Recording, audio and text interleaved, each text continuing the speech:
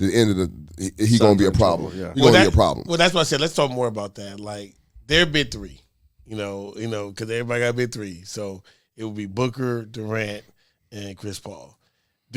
Are we worried about them versus our big three that we have? Yes. I think I am.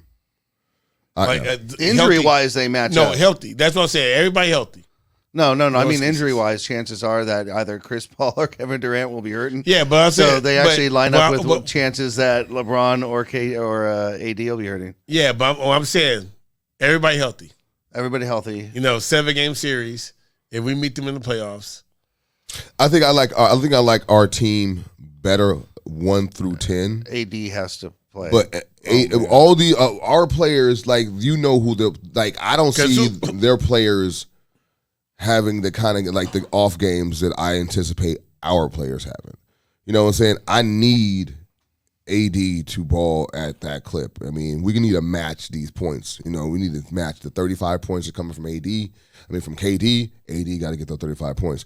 LeBron's going to do his thing, but it got to be more efficient than Booker. Booker is very efficient. And then the straw that stirs the drink is Chris Paul. And so he's going to get 18 points, 20 points, 12 assists in the playoffs, at least. D'Lo got to get me that. I don't know. I mean, I know D'Lo is good, but is D'Lo, excuse me. Does D'Lo have to give you that, or does D'Lo have to slow that down and give you something? Well, you got to give me something. I mean, can any defense slow that down?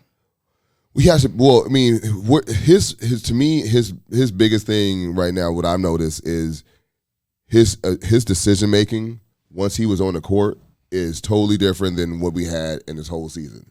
Like we still have a problem with turnovers to this right now. When D'Lo was in the game, our turnovers were low because he had the ball a lot.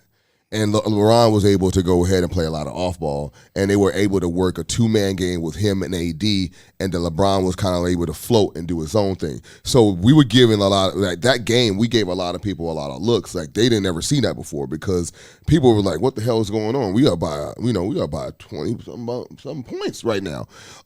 That's why I can't wait for D'Lo to get back. Once D'Lo gets back, LeBron can sit. Because I think you could put Schroeder back on the bench. He's going to give you that energy coming off the bench with Hachimura. You got Mo Bamba.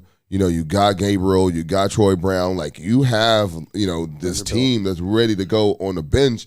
Austin Reeves. Like, I mean, we can talk about a lot of teams, a lot of players, but I mean, I know I'm all over the place, but I want to talk about Austin Reeves too because I think he is really stepping up and showing his worth. Yeah. So before you talk about it, let me ask you this. Okay, so let's say the big three, our big three, and their big three balance out. Who has the better ace in the hole?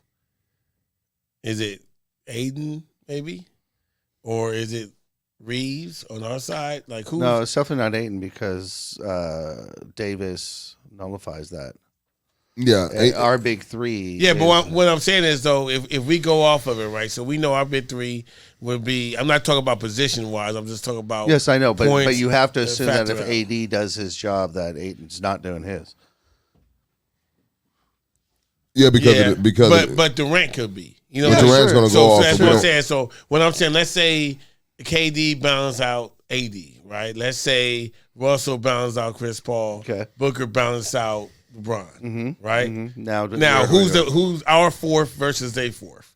You know what? At this point, here's the fun. It could be any number of guys on any night. That's what's the best part, and that's the best team. So you can have Reeves that can go off and be an X factor. You got Vanderbilt, who's already showing that he can be an X factor for games. He can get that play. You got Beasley, who's playing excellent ball right now.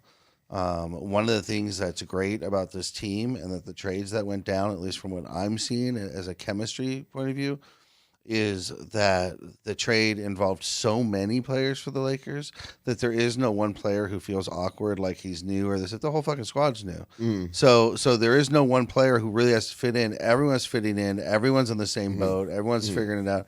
So I think that's actually working to their favor. Yeah, the fact that, like you said, what it did do, like going to your point, is it just made the team, I think, a little bit more hungrier.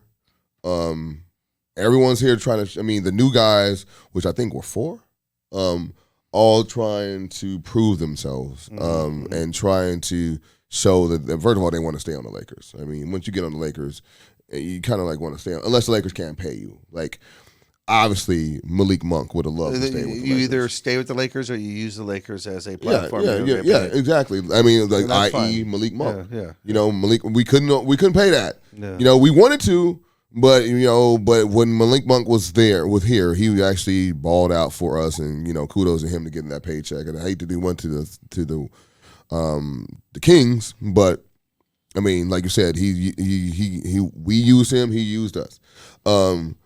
Now we have some of these teams, not some of these players now which is cool. They're under team control, so it doesn't feel like we're gonna revamp this thing again. Mm-hmm. You know what I'm saying? Mm-hmm. Vanderbilt is under a contract. We have Reeves is gonna come back next year. We maybe Lonnie Walker goes, but Beasley's still on the contract. Yeah, I hear you. You know what I'm saying? So now we got AD. We got slightly longer term. Yeah, deals. we got I think not making mistakes. Hopes of signing D'Lo. Yeah, and then so what we'll do is we have like say 6 people. Like before, it used to be 2 people on the contract and then fill the whole team out.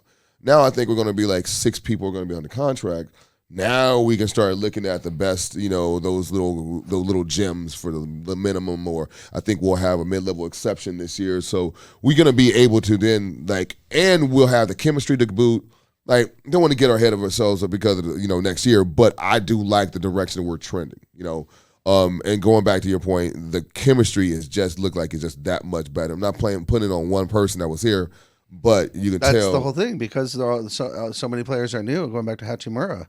Yeah. So many players are new. It's like, we're all in the same boat. I mean, D'Lo's lived in LA before, obviously. But the other players, this is all new to them. So they're all together checking it out. So they got this camaraderie, that they're doing this all together for the first time. Yeah. And I think that's a bond that they're getting together.